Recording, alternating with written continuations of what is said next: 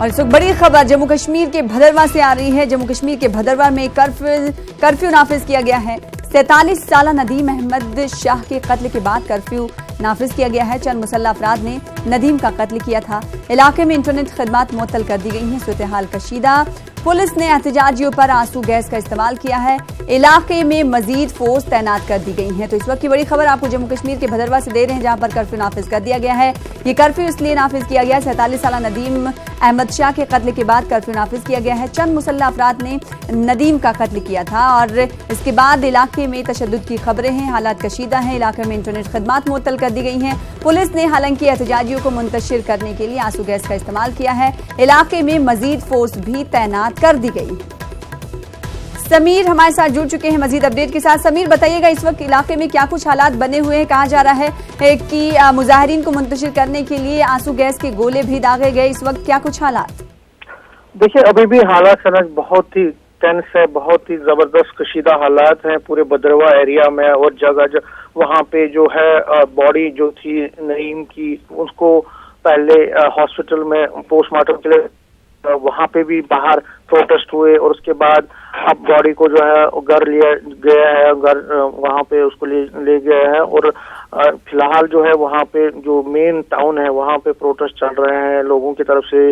और एहतजाजियों को मुंतशिर करने के लिए जो है टीयर गैस भी लगाए गए, क्योंकि बहुत पत्थरबाजी हुई है सुबह से ही, जब से ये खबर फैली है कि उसकी जो है उसका कत्ल किया गया है। नईम का 47 साल था, एक ऑटो ड्राइवर था और कहा जा रहा है कि मोबाइल स्मगलिंग में उसका थोड़ा रोल था, जिसको देखते हुए कुछ जो कट्टरपंथी लोग वो खुश नहीं थे उसके काम से। और जो काउ विजिलेंस में काम कर रहे जो लोग हैं, जो इस वहाँ पे रहते थे, उन्होंने उसको जो है मुबैना तौर पर कत्ल किया है। फिलहाल पुलिस ने 7 लोगों को अरेस्ट किया है, 7 लोगों को हिरासत में लिया गया है और जगह जगह पे छापेमारी की जा रही है। कहा जा रहा है कि कुछ लोग और लोगों की गिरफ्तारी अमल में ली जा सकती है। फिलहाल जो पुलिस के साथ साथ जो नीम फौजी दस्ते हैं उनको भारी तादाद में पूरे भदरवा में जो है उनको तैनात किया गया है। कर्फ्यू लगा दिया गया है पहले ही और इंटरनेट सर्विसेज भी मुअत्तल कर दी गई है वहाँ पे।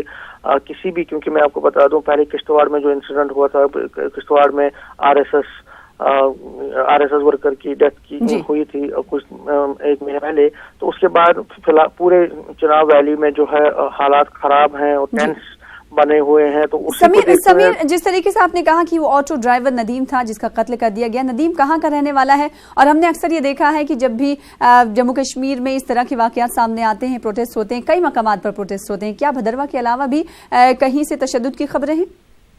देखिए, ये जो जिसका कत्ल हुआ ये पूरे मेन टाउन भदरवा में रहता था और वहाँ एक पुली है, ब्रिज है, उस जगह पे उसको जो है गोली मारी गई रात को। कहा जा रहा है कि कुछ लोग जो है घोड़े लेकर आ रहे थे और इसमें ये नईम भी शामिल था। तो जब कुछ लोगों ने उनको पहले कहा, ऐसा मुबैना तौर पर कहा जा रहा है कि उनकी किसी के साथ नोकझोंक हुई, जिन लोगों ने उनको रास्ते में ब्लॉक किया था तो उनके साथ नोकझोंक हुई, तो उसके बाद ही उन पर गोली मारी गई है।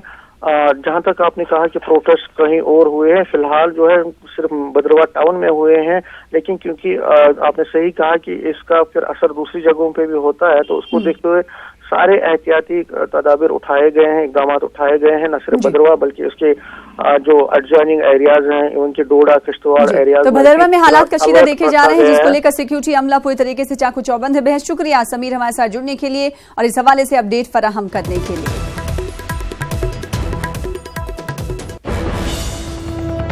दूसरी बड़ी खबर जम्मू कश्मीर से ही आ रही है। बांदीपुरा इस्मत रेजी मामले में कार्रवाई तेज हुई है। जम्मू कश्मीर हाई कोर्ट ने वाकये का नोटिस लिया है। मामले में आईजीपी से जुमे तक स्टेटस रिपोर्ट भी मांगी है। तो जम्मू कश्मीर से खबर है, जहां के बांदीपुरा इस्मत रेजी मामले को लेकर हमने देखा कि लगातार तशद्दुद हुए, एहतजाजी मुजाहिरीन सड़कों पर उतर आए और उसके बाद अब आपको बताते हुए चले कि जम्मू कश्मीर हाई कोर्ट ने वाकये का नोटिस लिया है। मामले में आईजीपी से रिपोर्ट जुमे तक मांगी है। स्टेटस रिपोर्ट सबमिट करने के लिए हाई कोर्ट ने आईजीपी से कहा है।